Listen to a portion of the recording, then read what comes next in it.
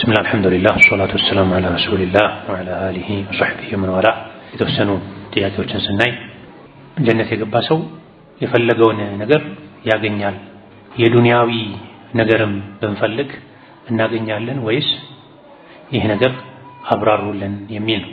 ለመግባት ብቻ አላህ ያብቃን እንጂ ጀነት ከተገባ ሁሉ ነገር አለ። የዱንያ ነገር ይገኛል ወይ? አዎ በሐዲስ ተነግሯል። ልጅ ፈልጋለሁ ያለ ሰው አላህ ልጅ ይሰጠዋል ተብሎ መዝራት ፈልጋለሁ ያለ አንድ አርሶ አደር የጀነት የናፈቀ ሰው መዝራት አለ ወይ ተብሎ ነብይን ጠይቋቸው አዎ ማረስ መዝራት አለ ጀነት ብሎታል። ግን እንደ ዱንያ 4-5 ጊዜ ያገላልጠው ማረስ ካረሱ በኋላ ዘርቶ እስኪበቅል ከበቀለ በኋላ እስኪያብብ ካበበ በኋላ እስኪያሽት ካሸተ በኋላ ተነስቶ ታጭዶ እስኪወቃ አይጠበቅም። ይዘራል፣ ወዲያው ይበቅላል፣ ያብባል፣ እሸት ይሆናል። እንደዚህ ነው የጀነቱ።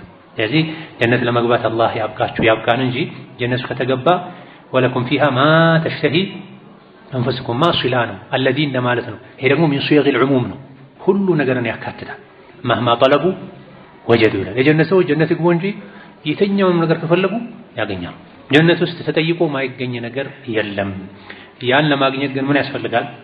እዚህ አላህ በፈለገን ቦታ ላይ ሁሌ መገኘት፣ አላህ ያዘዘንን መተግበር ያስፈልጋል። አንተ አኺራ ላይ እንደፈለክ መሆን ከፈለክ እዚህ ዱንያ ላይ አንተን አላህ እንደፈለገህ አይነት ሰው ሁን ተብሏል። ሌላው ህፃን ልጅ ተወልዶ ጆሮው ላይ አዳን ማለት ግዴታ ነው ወይ ሱና? ግዴታ አይደለም። ሱና ነው አይደለም ግን ኺላፍ አለበት። ሐዲሱን ضعيف ነው ያሉ አሉ፣ ضعيف ነው ያሉ አሉ። ነገር ግን የተወሰኑ ሊቃውንት ሐሰን ነው ሶሒህ ነው ብለዋልና ህፃን ሲወለድ አዳን ማለቱ ይቻላል ብቻም ሳይሆን ይወደዳል፣ ይጠቅማል፣ ሸይጣንን ያባርርለታል። ብዙ ጊዜ ከዚህ ጋር ተያይዞ የሚነሳው የሚያዋልዱት አንዳንዴ ካፍሮች ይሆናሉ፣ አባት እንዲገባ አይፈቅዱም እና ገድ ዛልክ ይላሉ። አዋልደው ወዲያውኑ አምጥተው የእናት ሆድ ላይ ነው ልጁን የሚያስቀምጡትና እናት በዛ ሰዓት እንደምንም ብላ አቅሟ የፈቀደላትን ያክል አዳን ማለት ትችላለች። ሴት አዳን ትላለች ወይ? ዝክር ነው፣ ምን ይከለክላል? ድምጿ ወደ ወንድ አይውጣ እንጂ ችግር የለም። አባት፣ አጎት፣ ወንድም፣ ባል ካሉ እነሱ እንዲሉ ይደረጋል። በጣም ብዙ ካልቆየ ወደ ዱንያ ሲወጣ ጆሮ ውስጥ እንዲገባ የሚፈለገው የመጀመሪያው ንግግር ተውሂድ ኢኽላስ መሆኑ ስለሚፈለግ ነው። ውሎ ማደር መቆየት የለበት፣ ወዲያው መሆን አለ። ሌላኛው ጥያቄ እንስሳትን ለማረድ ሐላል ለማድረግ ምን መስፈርት ምንድነው? ወይም መሟላት ያለበት መስፈርት ምንድነው? አደራረጉስ የሚል ጥያቄ ነው። እንስሳትን ሐላል ለማድረግ አንደኛ አራጁ ሙስሊም መሆን አለበት። ሙስሊም መሆን አለበት የሚለው ላይ ሶላት የሚሰግድ መሆን አለበት። ትልቅ ሽርክ ትልቅ ኩፍር ላይ ያልወደቀ መሆን አለበት። ሁለተኛ ቢስሚላህ ማለት አለበት። ሸርጥ ነው፣ ግዴታ ነው። ሸርጥ ከመሆኑ ጋር ቢረሳ ይበላል አይበላም፣ ይሄ በኢማሙ አህመድና በኢማሙ ሻፊዒ መሃል ኺላፍ ያለበት ጉዳይ ነው። ኢማሙ ሻፊዒ ከተረሳ ችግር የለውም ለማለት ቀድሞ ማቀዱ ሙስሊም መሆኑ በቂ ነው ሲሉ፣ ኢማም አህመድ ከተረሳ በክት ነው ብለዋል። ቢረሳው አውቆ ሚተው ረስቶ ሚተው ግዴታ ነው። ቢላ ሲያዝ የእንስሳው አንገት ላይ ቢላው ሲቀመጥ ቢስሚላህ መባል አለበት። ስለዚህ ሁለተኛው መስፈርት ምንድነው? ቢስሚላህ ማለት። ሶስተኛው መስፈርት በሚቆርጥ ስለት ባለው ነገር ማረድ ነው። በጥይት መምታት ያ ደግሞ በኤሌክትሪክ ወቅቶ ወይም መሰለ ነገሮችን ምዕራባውያን የሚያደርጉት አሁን የመጣውን መንገድ ተጠቅሞ አይቻልም። በስለት መቆረጥ አለበት። አራተኛው በስለቱ ሲቆረጥ ጉሮሮ አካባቢ ላይ መቆረጥ ያለባቸው ስሮች አሉ። መሃል ላይ ያለ ግራና ቀኝ ላይ ያሉ ሊቆረጡ የሚገባቸው ስሮችን ቆርጦ ደም በደንብ አፍስሶ የታረደ መሆን አለበት። እንስሳው ራሱ የሚበላ መሆን አለበት። በመሰረቱ ሐላል ያልሆነ እንስሳ ስላረዱት ሐላል አይሆንም። አራጁ ሐላል ማድረግ የሚችል መሆን አለበት። ህፃን መሆን የለበትም የሚያበክተው። በጣም ያረጀ ሰው ሆኖ ቢላ ሲይዝ የሚንቀጠቀጥ ላይ ደግሞ የእጅ ችግር ያለበት የነርቭ ችግር ያለበት መሆን የለበት። አቅም ያለው መሆን አለበት። ሴትስ ማለት ትችላለች ወይ? አዎ እንደ ሸሪዓ ሴት አትረድ የሚል የለም። ቡኻሪ በዘገቡት ሐዲስ ሱሐባ ሴቶች በነቢ ዘመን ፈረስ አርደን በልተናል የሚል ዘገባ አለ። ከዚህ አስፈላጊ ሆኖ ከተገኘ ሴትም ልታርድ ትችላለች።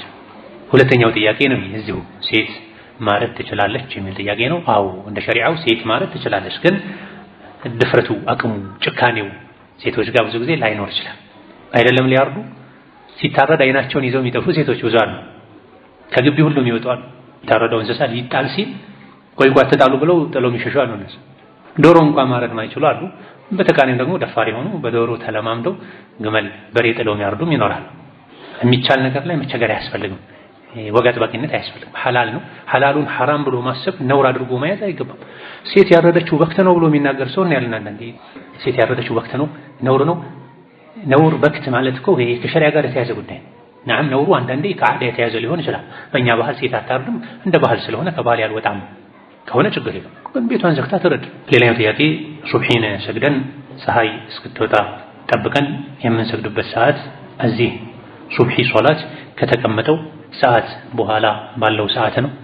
ጥያቄው ብዙ ግልጽ አይደለም። ሶላት አልኢሽራቅ ወይም ሶላት አልዱሃ ወቅቱ የሚጀምረው አሁን ዘመናዊ ሰዓቶች ላይ መስጂድ ላይ የሚሰገዱ ሰዓቶች ላይ የዙህር፣ የዐስር፣ የመግሪብ፣ የፈጅር ኢሽራቅ የሚሉ ወቅቶች አሉ። ኢሽራቅ ማለት ፀሐይ የሚወጣበት ወቅት ነው። ሶላት አልኢሽራቅን ለመስገድ ሶላት አልዱሃን ለመስገድ ወይም ዝክር ያደረጉ ቁጭ ተብሎ ተነስቶ ወደ ተረካ ለመስገድ ፀሐይ ከወጣ በኋላ ፀሐይ ከሚወጣበት ሰዓት ቀጥሎ 15 ደቂቃ 20 ደቂቃ መጠበቅ ግዴታ ይሆናል። ምክንያቱም ፀሐይ ትውጣ ብቻ ሳይሆን የተባለው ፀሐይ ወጣ አንድ ሩምህ ያክል ከፍ ካለች በኋላ ተብሏል። ለምሳሌ አሁን ባለንበት ሰሞን ሽሩቅ የሚሆነው 12 ሰዓት ከ15 ደቂቃ አካባቢ ነው። ፀሐይ የሚወጣው 12 ሰዓት ከ15 ደቂቃ አካባቢ ነው። ለመስገድ ከ15 ከ20 ደቂቃ ፀሐይ ከወጣ በኋላ ፀሐይ ከፍ እስክትል መጠበቅ አለበት። ሌላኛው ጥያቄ ሴቶች እግር ገጥመው መስገድ አለባቸው የሚል ጥያቄ። በርካታ የፊቅህ ሊቃውንት ምን ሻፊዕየት ወገይሪሂም ሴቶች ሲሰግዱ ጀማ ሲሰግዱ የራሳቸውን እግር ከራሳቸው ጋር ነው መግጠም ያለባቸው የሚል ቀውል አላቸው። ነገር ግን ይሄ ከሐዲስ ግልጽ ማስረጃ የለው። ነብዩ ሰለላሁ ዐለይሂ ወሰለም ሶሉ ከማ ረአይቱሙኒ ኡሰሊ እኔ ሰግድ እንዳያችሁት ስገዱ ነው ያሉት። ይሄ ኺጣብ ለወንድም ለሴትም ሴቶች ሲቀሩ እነሱ ሰብሰብ ይበሉ አላሉ። ስለዚህ ወንድም ይሰግደው ነው ያሰጋገር መስገድ አለባቸው። ሰውነትን ላቀቅ ከማድረግ አንፃር አጠገብ ካለ ሰው ጋር እግርን ገጥሞ ከመቆም አንፃር ከወንዶች ጋር ተመሳሳይ ነው። አላሁመ ኢላ በርካታ ፉቃሃዎች ሴት ሰብሰብ ማለት አለባት ያሉት ለይታ እንዳያጋልጣት ነው ብለዋል። ስለዚህ ጠባብ አንዳንድ ሁኔታዎች ላይ ውጪ ለመስገድ ከተገደደች ለምሳሌ ጁምዓ ስትመጣ መስጂድ ሞልቶ ውጪ ከሰገደች ዒድ ላይ ውጪ ከሰገደች ወንድ ይኖራል ተብሎ የሚፈራበት ቦታ ላይ በመጠኑ ሰብሰብ ብትል ሁሌም ሶላት ላይ የሚደረግ ነገር ሆኖ ሳይሆን በምክንያት ይሄን ቢባል ችግር የለው። ስትለጠጥ ሰውነቷን ስታራርቅ የበለጠ ሰውነት ሊታይ ይችላል ከተባለ ሰብሰብ ማለቱ በምክንያት በጠባብ ሁኔታዎች ችግር የለውም። ሁሌም ስትሰግድ ግን እግሯን የራሷን ከራሱ ጋር አድርጋ ክንዷንም ከሆዷ ልጥፍ አድርጋ ትስገድ የሚል ማስረጃ የለውም። ነብዩ እንደምሰግደው እኔ እንደሰገድኩ ስገዱ ያሉት ለሁሉም ነብይ ነጥለው ያወጡት ነገር ካልሆነ በስተቀር በእጅቲሃድ ብቻ ነጥሎ ማውጣቱ አግባብ አይደለም። ስለዚህ አጠገቧ ካለ ሰው ጋር እግር ትገጥማለች እንጂ ከራሷ ጋር አትገጥምም። ሌላው ከኢማሙ አንድ ረክዓ ሲቀር ጀመርኩ ከዛ ሌላ ከኢማሙ ጋር የጀመረች እህትን ተከትዬ አረምኩ ግልጽ አይደለም መሀል ያለው ቃል እንዴት ይታያል ይላል። ይሄ መስቡቅን ተከትሎ መስገድ ይችላል ወይ የሚል ነው የሚመስለው። መሀል ላይ ያለው ቃል ብዙ ግልጽ ባይሆንም ተከትዬ አልወረኩ ምናምን ነገር ነው የሚለው። ስትጽፉ አሳምራችሁ ጻፉ። መጻፍ የሚከብዳችሁ ልጆቻችሁን አጽፉ። አጠገባችሁ ያለን ሰው አጽፉ። ጥያቄ ታስቡበት። ቀደም ተብሎ ቃላት ተመርጦ አጠር ተደርጎ ሲጻፍ መልስ የማግኘት ዕድሉ ሰፊ ነው። የማይገባ ሲሆን ደግሞ መልስ የማግኘት ዕድሉ ጠባብ ይሆናልና ስለዚህ ወሳኝ አስፈላጊ አንገብጋቢ ጥያቄ ያለው ሰው መጻፍ የማይችል ከሆነ ቤት ልጆቹን አጽፉ፣ ጓደኞቹን አጽፉ ይምጣ። ከጥያቄ ያደባሉ ማሳጠር ግልጽ ማድረግ። መስቡቅ የሆነ ሰው ሶላት ከተጀመረ በኋላ መጥቶ ኢማሙ የተወሰነ ሰግዶ የደረሰ ሰው ኢማሙ ሲያሰላመት የቀረበትን ሊሞላ ይነሳል። ሲነሳ ሁሉም የራሱን ነው መምላት ያለበት ወይስ እዛው መስቡቅ ከሆኑት ውስጥ ተነስተው ሊሞሉ ከቆሙት ውስጥ አንዱን ኢማም ማድረግ ይቻላል? ሁለቱም ተብሏል። ነገር ግን ሱናው በላጩ ሁሉም የየራሱን መምላቱ ነው። የተወሰኑ ፉቃሃዎች መስቡቅ የሆኑ ሰዎች 2-3 ረካ አንድ ረካ አምልጧቸው ሊሞሉ የተነሱ ሰዎች አብሯቸው ሊሞሉ ከተነሱት መሃል አንዱን ወደፊት ገፋ አድርገው እሱን ኢማም አድርገው ማሙም ሆነው መጨረስ ይችላሉ ብሏል። ግን ነብይ አድርገዋል ወይ? ነብዩ አለይሂ ሰላቱ ወሰላም ሶላት በከፊል ያመለጣቸው አጋጣሚ ተገኝቷል። በኋላ መጥተው የሞሉበት አጋጣሚ ተገኝቷል። ሰው ሊያስታርቁ ሄደው በዚህ ጊዜ የራሳቸውን ነው የሞሉት። ስለዚህ በላጩ ሁሉም የየራሱን መምላት ነው።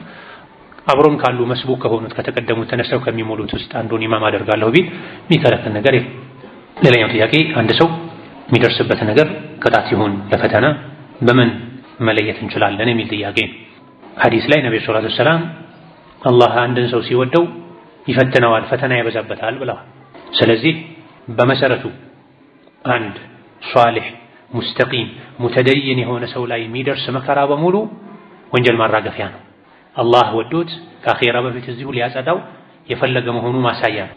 ሙስተቂም ሷሊህ ሙተደይን የሆነ ሰው ላይ የሚመጣ ማንኛውም አደጋ፣ ሙሲባ፣ ችግር ደረጃ ማሳደጊያ ወንጀል ማራገፊያ አንድ። ሁለተኛ ማንኛውም ወንጀለኛ ሙጅሪም የሆነ ሰው ላይ የሚደርስ አደጋ፣ ችግር፣ ቅጣት ምን ከሆነ ሙጅሪም ከሆነ ቅጣት ነው። ከቅጣቱ በኋላ ተውበት ካደረገ ኸይር ይሆናል እሱ። ካልሆነ በዛው ከቀጠለ ካልተውበተ ቅጣት፣ ከአኺራ በፊት ቅጣት፣ የአኺራው ከባድ ነው። ስለዚህ አንድ ሰው ሙሲባ ይደርስበት ችግር ቅጣት ሲሆን ለፈተና ወንጀል ለማራገፊያ ምን ለይበት አንደኛው መንገድ ሙሲባው የደረሰበት ሰው በመሰረቱ ሷሊህ ነው አይደለም የሚለውን ነው የምናየው። ሷሊህ ማን እንደሆነ አላህ ነው የሚያውቀው። በዛሂር ሷሊህነቱን የምናየው ሰው እኛ ሷሊህ ነው ልንል እንችላለን። በግለሰብ ደረጃ ውስጡም ውጩም ሷሊህ ሆኖ አላህን የሚፈራ የአላህን ሐቅ የሚጠብቅ ሰዎችን ሐቅ የሚጠብቅ ወንጀል ማይሰራ ተሳስቶ ከሰራም ፈጥኖ ተውበት የሚያደርግ ኸይር ስራ የሚያበዛ ደግ ሷሊህ ሰው ከሆነ ይሄን ምን ብሎ መውሰድ አለበት? አይ ይሄ ኢብቲላ ነው ፈተና ነው፣ አላህ ተባረከ ወተዓላ አጅሬን ከፍ ሊያደርግ ጥፋቴን ሊመረኝ ፈልጎ ነው ይባላል። በተቃራኒው ደግሞ ሁሌ ወንጀል የሚሰራ አላህን የሚያስቆጣ ሰው ይሄን ቅጣት ነው ብሎ ሊወስድ ይገባዋል። በወንጀሌ ነው ያመጣብኝ ሊል ይገባዋል። ሁለተኛው መለያ ሙሲባው ከደረሰበት በኋላ ያለው ሁኔታ ይታያል። ሙሲባው ደርሶበት ከተረጋጋ፣ ሰብር ካደረገ፣ መልካም ስራ ላይ ከጸና፣ የአላህን ቀዷ ቀደር ወዶ ከተቀበለ ለፈተና ነው ለደረጃ ነው ይባላል። በተቃራኒው ደግሞ ሙሲባው አደጋው ችግሩ ሲደርስበት ስራ ማጣት ሊሆን ይችላል፣ ቋሚ ህመም ሊሆን ይችላል፣ የተለያዩ አዳዎች ችግሮች ሊሆኑ ይችላሉ። በሰዎች በኩል አዳ መደረግ ሊሆን ይችላል፣ መፈተን ሊሆን ይችላል፣ በመጥፎ ጎረቤት፣ በመጥፎ የትዳር አጋር ኢላ ገሪጋሪ እንዲህ አይነቱ ሙሲባ ሲደርስበት ከተበሳጨ፣ ከተወራጨ፣ ከተነጫነጨ፣ መጥፎ ንግግር ከተናገረ፣ ካማረረ፣ ዒባዳ ከከበደው ይሄኔ ምን ይባላል? በላ ነው ይባላል። ኢብቲላ ሳይሆን በላ ነው፣ ቅጣት ነው ይባላል። ስለዚህ በእነዚህ ነገሮች መለየት ይቻላል። ሌላኛው ጥያቄ አንድ ነቢይ መስጂድ ውስጥ ሆኖ ቢሞት እንዴት ይደረጋል? ይሄ ይደረጋል ተብሎ በሙዳሪዕ የሚጠየቅ ጥያቄ አይደለም። ምክንያቱም ከነቢይ ሙሐመድ በኋላ ነቢይ የለም፣ ሊሞትም ሊኖርም የሚችል ነቢይ የለም። አላሁመ ኢላ ማ ካነ ሚን ኑዙል ዒሳ። ለዚህ ጥያቄው አሁን እንዲሁ ለተፈቁህ ካልሆነ በስተቀር ሊገጥም የሚችል ጥያቄ አይደለም። አንድ ነቢይ መስጂድ ውስጥ ሆኖ ቢሞት እንዴት ይደረጋል? ነቢዩ ያለበትን መስጂድ አሳዩን፣ እንሄዳለን። ነቢይ አግኝተን ሱሐባ መሆን እንፈልጋለን። የለም ባይሆን ጥያቄው ነቢያት በሞቱበት ቦታ ይቀበራሉ የሚል ሐዲስ ስላለ መስጂድ ውስጥ ሞተው ቢሆንስ ምን ነበር የሚደረገው አይነት ነገር ይመስለኛል። አዎ ሐዲስ ላይ ነቢያት በሞቱበት ስፍራ ይቀበራሉ ተብሏል። ነቢያት በሞቱበት ቦታ አይንቀሳቀሱ፣ ሞቱ ሩሃቸው የወጣችበት ቦታ ላይ ነው መቀበር ያለባቸው። ድንገት መስጂድ ቢሆንስ እዛው ይቀበራሉ። መስጂድ ውስጥ ቀብር ተከልክሎ የለም ወይ? መስጂድና ቀብር እንዳይሆን አጥር ይታጠራል፣ የሆነ መለያ ይደረግለታል። ሌላው የእናቴ አጎት ለኔ ሀጅ ነቢ ነው ወይ? የእናቴ አጎት ለኔ ሀጅ ነቢ ነው ወይ? የአክስቴ ባል ለኔ ሀጅ ነቢ ነው ወይ? የእናት አጎት ሀጅ ነቢ አይደለም። የእናት አጎት አጎት፣ የእናት አጎት ለሴት ልጅ አጎቷ ነው። ለሷ ብቻ ሳይሆን ለሷ ልጅም ለልጅ ልጆቿም ለልጅ ልጅ ልጅም ካለ አጎት እስከ መጨረሻ አጅነቢ አይሆንም።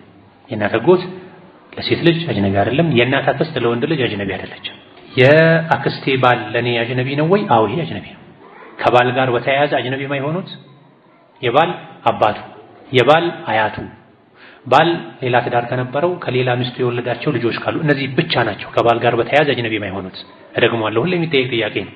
አንዲት ሴት ልጅ ከባሏ ጋር በተያያዘ አጅነቢ የማይሆኑባት የባሏ አባት እና የባሏ አያት፣ ሶስተኛ አያትም ካሉ ችግር የለም ወደ ላይ። ሁለተኛ ባሏ ሌላ ልጅ ካለው አለቀ። ከዛ ውጪ የባል ወንድም፣ የባል አጎት፣ የባል ምን አጅነቢ ናቸው።